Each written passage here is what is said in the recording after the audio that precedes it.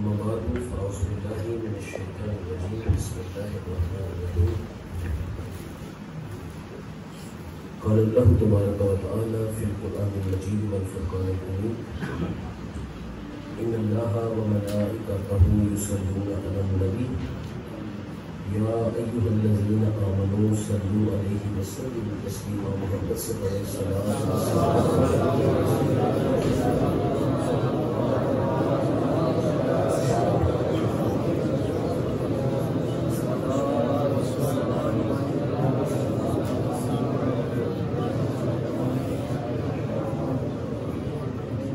میرا موضوع پہلے سے ڈسائڈ تھا کہ ہم نے سورہ کوثر کے حوالے سے گفتگو کرنی ہے، لہٰذا میں چند ایک منٹ میں سورہ کوثر کے متعلق کچھ عرض کر کے جاننا چاہوں گا۔ سورہ کوثر قرآن پاک کی سب سے چھوٹی یعنی سب سے مختصر ترین سورہ مبارکہ ہے، 3 آیات پر مشتمل ہے، مکی سورہ مبارکہ ہے۔ اس کا شان نزول یہ ہے نبی احمد نور مجسم شاہ بنی آدم احمد مجتبیٰ جناب محمد صلی اللہ علیہ وسلم کو اللہ نے پہلی اولاد نرینہ سیدنا قاسم کی صورت میں عطا فرمایا۔ آپ کے بڑے صاحبزادے حضرت قاسم علیہ السلام بچپنے میں ہی وصال فرما گئے۔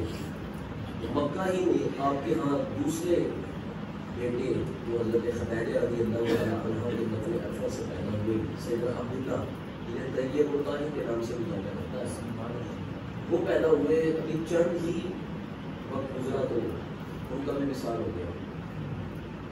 اب جب ظاہری طور پر حضور کو کوئی بیٹا حضور کی نسل کو آگے چلانے والا نہ رہا تو کفار جو کہ حضور کے بدترین دشمن تھے انہوں نے یہ بات کہنا شروع کر دی کہ نعوذ باللہ محمد ابتر ہو گیا ہے۔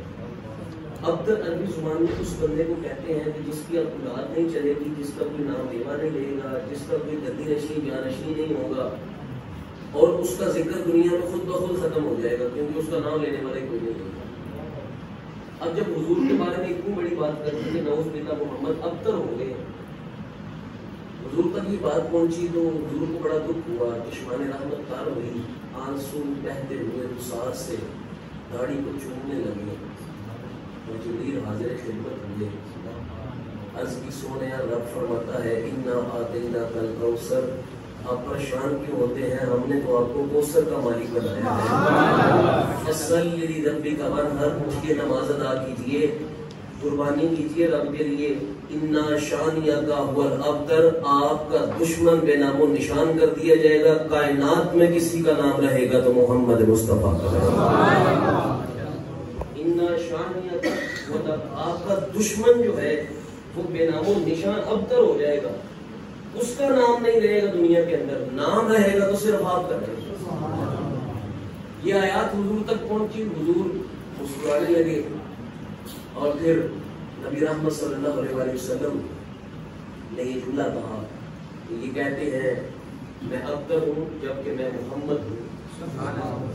اب علماء کے درمیان ایک بحث چھڑ گئی دور صحابہ سے آج تک کہ یہ لفظ کوثر جو ہے جس کے بارے میں آپ نے فرمایا انا آتیناک الکوثر، ہم نے آپ کو کوثر عطا فرمایا، اس کوثر سے مراد کیا ہے؟ حضرت امام بخاری نے بھی اس موضوع پر ڈسکشن کی ہے، فرماتے ہیں کہ ایک بندہ حضرت عبداللہ بن عباس کی بارگاہ میں آتے ہوا کہنے لگا اس کوثر سے مراد نہر کوثر ہے نا؟ تو حضرت عبداللہ بن عباس کہنے لگے یہ ان تمام کوثر میں سے ایک چیز ہے جو مصطفیٰ کو عطا فرمائی۔ ابھی شاید یہ بات سمجھ نہ آئے کیونکہ علماء کہتے ہیں کہ اس کوثر سے مراد رب نے کیا لیا ہے وہ رب ہی بہتر جانتا ہے، کیونکہ کوثر عربی زبان میں کہتے کسی ہیں پہلے لغت کے اعتبار سے یہ سمجھیے، عربی لغت یہ کہتی ہے کہ جب کسی چیز کی کثرت کو بیان کرنا ہو نا، کثرت یعنی اگر آپ کثرت تعداد لے لیجیے، تعداد کی کثرت بیان کرنی ہے کہ بہت زیادہ لوگ تھے تو عربی لوگ سب سے پہلے لفظ استعمال کرتے ہیں کثیر، یعنی جب ایک حال کا 60 to 70% حصہ فل اپ ہو تو اسے کہتے ہیں کثیر، کثیر تعداد میں لوگ موجود تھے، کثرت تعداد کو بیان کرنا ہے تو لفظ کثیر۔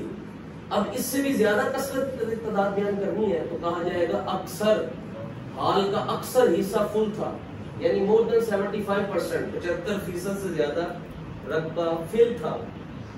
اور کہا اس سے بھی زیادہ کثرت کو بیان کرنا ہو تو کہتے ہیں کثار، اباؤ 90% سے زیادہ کسی جگہ میں کثرت ہو جائے تو کہتے ہیں کہ سار، اور کہا پھر ایک سپرلیٹو ڈگری آتی ہے کہ جب اعداد و شمار سے باہر چلی جائے کوئی چیز تو اسے کہتے ہیں کوثر۔ محبوب ہم نے اتنی خوبیاں آپ کو عطا فرمائی ہیں جو کسی کے اعداد و شمار میں بھی نہیں آ سکتی، اسے کہا جاتا ہے کوثر۔ محبوب ہم نے کوثر عطا فرمایا ہے۔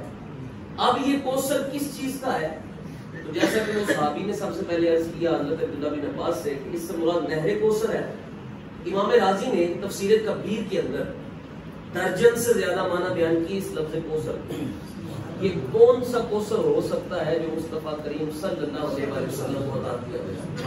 اب پہلا معنی لاتے ہیں یہ نہر کوثر، اور یہ نہر کوثر کیا ہے؟ نبی رحمت صلی اللہ علیہ وسلم فرماتے ہیں جب میں معراج پر گیا تو مجھے جنت میں 4 نہریں دکھائی، چاروں بڑی شان والی تھی، لیکن ایک نہر تھی جس کا نام کوثر تھا، بے شمار خوبیوں والی نہر۔ حضور ان کی کوئی خوبیاں بیان فرمائیے، کہا وہ کوثر نہر جو مجھے دکھا کر کہا گیا حضور یہ نہر آپ کو دی گئی ہے، اس کی شان یہ ہے کہ اس کے اندر جو مٹی ہے اس کی تہ میں وہ مشک اور عنبر سے زیادہ خوشبودار مٹی ہے، اور اسے سونے اور چاندی اور ہیرے اور جواہرات سے مزین کیا گیا ہے، اور اس کے اندر اب جو پانی ہے وہ شہد سے زیادہ میٹھا، وہ دودھ سے زیادہ سفید، اور وہ برف سے زیادہ ٹھنڈا اور شفاف بنایا گیا ہے۔ اور کہا پھر اس کے اندر اونٹوں کی گدروں جیسے بڑے بڑے پرندے ہیں۔ حضرت عمر سن کر یہ کہتے ہیں حضور کتنے خوش قسمت پرندے ہیں۔ نبی رحمت فرماتے ہیں عمر خوش قسمت تو میرے امتی ہیں جنہوں نے ان پرندوں کو کھانا ہے۔ تو کہا اس کوثر سے مراد نہر کوثر۔ امام راضی کہتے ہیں اس کوثر سے مراد جسے سن کر حضور مسکرا اٹھے حوض کوثر بھی ہو سکتا ہے۔ ایک نہر کوثر ہے، ایک حوض کوثر ہے۔ اب یہ حوض کوثر کیا ہے؟ کہا معاشر کی تپتی ہوئی زمین، سوا نیزے پر سورج، ہر بندہ گرمی سے پسینے میں شرابور ہے، اور پیاس سے زبان کانٹا ہوئی ہے، حلق خشک ہوا ہے، اور کوئی سایہ میسر نہیں آ رہا۔ نبی رحمت فرماتے ہیں تم مجھے ایک حوض ہوگا معاشر کے میدان میں، ایک تالاب ہوگا، اس پر ڈھونڈنا، وہ حوض کوثر ہوگا اور مجھے اس کا مالک بنایا جائے گا۔ اس میں جنت کی 2 نہروں کا پانی گر رہا ہوگا، اور اس کے کناروں پر آسمان کے ستاروں کی تعداد میں سونے اور چاندی کے برتن پڑے ہوں گے۔ تم میرے پاس وہاں آنا، میں تمہیں اس میں سے جام پلاؤں گا، جو پی لے گا پھر اسے معاشر کی گرمی نہیں ستانے لگی۔ تو کہا اس سے مراد حوض کوثر۔ اور امام راضی تیسرے مقام پر لکھتے ہیں اس سے مراد مقام محمود، اور یہ سب سے اہم مقام ہے، اور جو میں سمجھتا ہوں ہم آج تک سمجھ نہیں سکے مقام محمود کیا ہے۔ حالانکہ یہ اتنا اہم تھا کہ ہم سے کہا گیا ہر اذان سننے کے بعد کہو وَبْعَثْهُ فِي مُقَامٍ مَحْمُودٍ الَّذِي بَعَثْتَ، اے رب العالمین حضور کو اس مقام محمود پر فائز فرما جس کا تم نے ان سے وعدہ کیا ہے۔ یہ کتنا اہم مقام تھا کہ امتیوں سے کہا گیا ہر اذان کے بعد اس کی دعا کرو، اور امتی آج تک اس مقام محمود کو سمجھ نہیں سکے کیوں کہا گیا بار بار اس کے لیے دعا کرو۔ نبی کو کیا ضرورت تھی ہماری دعا کی؟ لیکن سنیے نبی رحمت صلی اللہ علیہ وسلم فرماتے ہیں اللہ رب العزت نے مجھ سے فرمایا محمد صلی اللہ علیہ وسلم اگر چاہو تو مجھ سے وعدہ لے لو کہ میں تمہاری آدھی امت کی بخشش کر دیتا ہوں، اور اگر چاہو تو مجھ سے وعدہ لے لو میں تمہیں مقام محمود عطا کر دیتا ہوں۔ حضور فرماتے ہیں میں نے مقام محمود کو قبول فرمایا، آدھی امت کی بخشش پر مقام محمود کو قبول فرمایا، رب نے میرے سے مقام محمود کا وعدہ کر لیا۔ اب ہر اذان کے بعد ہم اس مقام محمود کے وعدے کی دعا کو پورا کیوں کرتے ہیں؟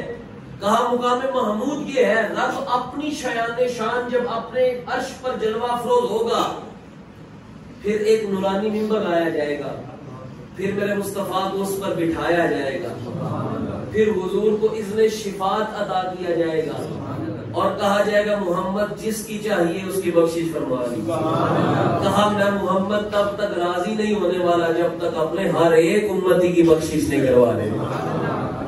تو یہ مقام محمود جس کی ہر وقت ہم دعا کرتے ہیں ہر اذان کے بعد وہ یہ ہے کہ یا اللہ جب حضور کو وہاں بٹھایا جائے اور حضور کو یہ بتایا جائے کہ یہ امتی دعائیں کرتا رہا ہے اس مقام محمود کی، پھر حضور بھی مقام محمود پر بیٹھ کر مجھ جیسے نکموں کی بخشش فرما سکتے. تو کہا مقام محمود، لیکن یہاں امام راضی ان باتوں کو لکھ کر فرماتے ہیں آیات کا پس منظر یہ بتاتا ہے کہ اس سے مراد حضور کا ذکر ہو سکتا ہے، کیونکہ اعتراض کرنے والوں نے اعتراض یہ کیا تھا حضور کا ذکر باقی نہیں رہے گا، لیکن ہم نے آپ کو کوثر ذکر کی صورت کے اندر عطا فرمایا کہ وَرَفَعْنَا لَكَ ذِكْرَكَ کا مصداق آپ کو بنایا، مصداق آپ کی ذات کو بنایا گیا کہ کائنات عالم کے اندر کہیں ذکر رہے گا تو میرے مصطفیٰ کا رہے گا. آج تحقیق یہ بتاتی ہے زمین پر چلنے والے وقت میں ایک سیکنڈ ایسا نہیں ہے کہ زمین پر کسی نہ کسی جگہ اذان میں میرے مصطفیٰ کا نام نہ بلند ہو. اور یہ وہ جگہ ہے جہاں مجھ جیسے نکمے کی رسائی ہے. خدا کی قسم اگر پوچھو میرے عشق سے تو کائنات عالمین کے اندر تمام جہانوں کے تمام کونوں کے اندر کوئی گوشہ خالی نہیں ہے جہاں میرے مصطفیٰ کا ذکر پورا بنے نہ سکتا. تو کہا ذکر مصطفیٰ. اور امام راضی یہاں ایک بڑی خوبصورت بات لکھتے ہیں، میں بالکل بات کو ختم کرنے جا رہا ہوں. امام راضی کہتے ہیں اس سے مراد اولاد مصطفیٰ، کیونکہ اعتراض ہوا تھا حضور کی اولاد پر، آپ کی اولاد نہیں رہے گی، آپ کا جانشین، آپ کا نام لیوا نہیں رہے گا. حضور کو کوثر ایسا عطا فرمایا گیا کہ اس صورت کے بعد سیدہ فاطمہ زہرا پیدا ہوئی، اور پھر حضرت سیدہ طیبہ طاہرہ صابرہ شاکرہ فاطمہ زہرا رضی اللہ تعالی عنہا وسلام اللہ علیہا، آپ کے بطن اطہر سے حسنین کریمین سے نسل مصطفیٰ کو چلایا گیا، اور پھر اس نسل کے اندر اتنی برکت رکھی گئی کہنے والوں کی اولاد کا پتہ نہیں ملتا. میرے مصطفیٰ کی اولاد کبھی بغداد میں عبد القادر نظر آتی ہے، کبھی لاہور میں علی حجویری نظر آتی ہے. بات طویل نہ کروں، قیامت آنے والی ہے اور عیسیٰ بھی دنیا پر آ گئے ہیں، اور نماز کا وقت ہوتا ہے، مصلی پر کھڑا مصطفیٰ کا پتر مہدی ہوگا. قیامت تک میرے مصطفیٰ کی آل کو محفوظ کروایا گیا. کہنے والے نے کہا اولاد نہیں رہے گی، قیامت تک مصطفیٰ کی آل کو چلایا گیا. اور پھر امام راضی نے ایک آخری بات عرض کروں، کیونکہ مانا تو انہوں نے کئی بیان کیے لیکن مقصود یہ ہے. امام راضی نے یہاں ایک بات کہی، امام راضی کہتے ہیں اگر اس سے مراد آل مصطفیٰ لیا جائے تو بہت اعلیٰ ہے، لیکن یہاں بھی سورت کا معنی پورا نہیں ہوتا، کیونکہ سورت یہ کہتی ہے کہ اِنَّا شَانِئَکَ هُوَ الْأَبْتَرُ، آپ کا دشمن بے نام و نشان ہو جائے گا. اگر حضور کو اولاد کی کثرت دی گئی تو ہونا یہ چاہیے تھا کہ جس نے یہ بات کی تھی اس کی اولاد نہ رہتی. تو بات کرنے والا تھا آس بن وائل سہمی، اور آس بن وائل سہمی کے تو 4 پتر تھے اور بالکل زندہ حشاش مشاش تھے، تو وہ بے نام و نشان کیسے ہوا؟ تو حضرت امام راضی کہتے ہیں جو ہمیں سمجھ آتی ہے اس آیت کا معنی مفہوم یہ ہے، اور یہاں کوثر سے مراد یہ ہے کہ حضور کی امت، حضور کی، کیونکہ امت نبی کی روحانی اولاد ہوتی ہے. یہ حضور کا اپنا فرمان بھی ہے، نبی امت کے روحانی والد ہوتے ہیں، نبی کی ازواج امت کی مائیں ہوتی ہیں، نبی کی ازواج امت کی مائیں ہوتی ہیں. تو کہا اس سے مراد روحانی اولاد یعنی امت مصطفیٰ، کیونکہ آس بن وائل سہمی کے پتر تو 4 تھے، لیکن ایسا بے نام و نشان ہوا وہ خبیث کہ 4 کے 4 پتر رب نے کلمہ پڑھا کر مصطفیٰ کے غلام کروا دیے تھے. وہ پتر جنے تو آس بن وائل نے تھے، لیکن وہ نعرے میرے مصطفیٰ کے لگانے والے ہو گئے. اس سے مراد امت مصطفیٰ، اس کوثر سے مراد امت مصطفیٰ صلی اللہ علیہ وسلم. اور کون سی امت کہ جس کے بارے میں حضور فرمائے کہ مجھے بتایا گیا 120 صفحے بنے گی محشر کے میدان میں لوگوں کا، 40 صفحے تمام امتیوں کی، تمام نبیوں کے امتیوں کی، اور 80 صفحے مجھ محمد کے امتیوں کی بتائی جائے. اور پھر ایک حدیث بڑی خوبصورت ہے، کہتے ہیں میں معراج پر گیا، اللہ اکبر، تو مجھ پر ہر نبی پیش کیا گیا اپنی امت کے ساتھ. تو میں دیکھتا کسی نبی کے ساتھ کوئی امتی نہیں، کسی نبی کے ساتھ 2-4 امتی، کسی نبی کے ساتھ 10-12 امتی. تو ایسے سلسلہ بڑھتا گیا. ایک جگہ مجھے کافی تعداد نظر آئی تو میں نے کہا کہ کیا یہ میری امت ہے؟ کہا نہیں، یہ تو موسیٰ کی امت ہے. تو کہا میری امت کہاں ہے؟ تو حضور فرماتے ہیں مجھے اشارہ کر کے بتایا گیا یہ دیکھیے یہ دیکھیے یہ دیکھیے یہ دیکھیے. کہا میں آسمانوں کے کناروں پر جہاں دیکھتا تھا مجھے محمد کی امت نظر آتی تھی. اور کہا میں پھر محشر کے میدان کے اندر اپنی امت پر تمام نبیوں کے درمیان فخر کروں گا، کیونکہ یہ امت کوثر کے معنی کو پوری اترتی ہے. کیونکہ اس امت کی کثرت باقی امتوں سے زیادہ، اس امت پر ہدایت باقی امتوں سے زیادہ. اس امت میں جو علماء ہیں، امام راضی نے یہ بھی لکھا ہے، اس امت میں جو علماء ہیں، پرانے انبیاء کے جو علماء تھے، انبیاء کے جانے کے بعد بس وہ کام سمیٹ دیتے کہ نبی چلے گئے، اب نئے نبی کا انتظار کرتے ہیں. اب یہاں چونکہ حضور پر ختم نبوت سج گئی، یہاں چونکہ قرآن فائنل آرڈر ڈکلیئر ہو گیا، اب حضور کا یہ فرمان آ گیا کہ میری امت کے علماء بنی اسرائیل کے نبیوں جیسا کام کرنے والے ہیں. اور پھر اس امت کے علماء نے وہ کر کے دکھایا. کبھی بخاری جیسے نے بخاری عطا کر کے، کبھی رازی جیسے نے، کبھی غزالی جیسے، اور کبھی ان سب کے امام ابو حنیفہ جیسے. اس امت کے علماء نے پرانے نبیوں جیسا تجدید کا کام کیا اور ہر دور کے اندر کیا. تو کہا اس امت کو مراد دیا جائے کہ اس امت کے علماء بھی اس میں شامل ہیں، اس امت کی کثرت بھی اس میں شامل ہے، اس امت کا ہدایت پر جمع ہونا بھی شامل ہے. کیونکہ نبی نے فرما دیا صلی اللہ علیہ وسلم میری امت کبھی گمراہی پر اکٹھی نہیں ہو سکتی. اور پھر اس امت کے مجاہدین اگر وقت زیادہ نہ ہو گیا ہو تو یہ بات بڑی خوبصورت سماعت کیجیے. اس امت میں وہ مجاہدین ہیں جو نبی کی عزت شان ناموس پر ایک حرف نہ برداشت کریں اور گردنوں کا نذرانہ پیش کریں. اور آپ اس کا آغاز کہاں سے لیجیے؟ جب میرے نبی رحمت صلی اللہ علیہ وسلم نے بس پردہ کیا دنیا سے اور ایک بدبخت مسلمہ بن کذاب کے نام سے حضور کی ناموس پر اور ختم نبوت پر ڈھاکہ ڈالنے کے لیے نکلا. حضرت ابوبکر صدیق نے تمام مدینے کے مجاہدین کو جنگ کے لیے بھیجا. حضرت عمر نے یہاں تک کہا ابوبکر کسی کو تو رہنے دیجیے مدینے میں، اور قربان جاؤں ابوبکر پر. کہا عمر کسی کی بات کرتے ہو، اگر جنگلوں سے درندے آ کر ابوبکر کے لاشے کو لے جائیں تو کوئی پرواہ نہیں، لیکن مصطفیٰ کی عزت پر ایک حرف نہیں برداشت کیا جائے. اور جس تحریک کا، جس ناموس کی حفاظت کی تحریک کا قائد ابوبکر ہو، اور پھر کبھی اس تحریک کے اندر کان دجال کے خلاف مہر علی شاہ نکل کر آئے، اور کبھی عبدالستار خان نیازی اور کبھی شاہ احمد نورانی نکل کر آئے. بات ختم کر دیتا ہوں، میں بڑا نکما سا بندہ ہوں، یہ بڑے اعلیٰ لوگ ہیں، میں نے یہ نہیں دیکھے. اب تو کہتو رجال کا زمانہ ہے، کوئی صالح بندہ نظر نہیں آتا، لیکن قربان جاؤں ویل چیئر پر بیٹھا ایک بابا میں نے بھی دیکھا ہے. جب وہ نعرہ لگاتا تھا مصطفیٰ کی ناموس کی حفاظت کا، خدا کی قسم میں نے بزرگوں میں جوانیوں کو واپس آتے ہوئے دیکھا. مجاہدین امت، علماء امت، اولیاء امت، کثرت امت، ہدایت امت، اس سے مراد امت مصطفیٰ. اور امام راضی نے بات کو یہاں سمیٹ کر ایک بڑا خوبصورت اور لطیف نقطہ بیان کر دیا. آپ فرماتے ہیں کیونکہ معنی بھی بہت سارے ہیں جن کی طرف میں گیا نہیں وقت کی کمی کی وجہ سے، یہ بڑا مفصل، بڑا طویل اور بڑا سیر حاصل گفتگو کرنے والا ٹاپک ہے. امام راضی یہ کہتے ہیں اب یہاں ہم نے جو معنی کو پورا اترتا ہے وہ معنی ڈیسائیڈ کیا امت مصطفیٰ، لیکن رب بڑی شانوں والا ہے جی، رب کے خزانوں میں کمی کوئی نہیں ہے. وہ جب بے شمار عزتیں دینا چاہے تو پھر کون روک سکتا ہے؟ وہ تو عزتوں کا مالک ہے.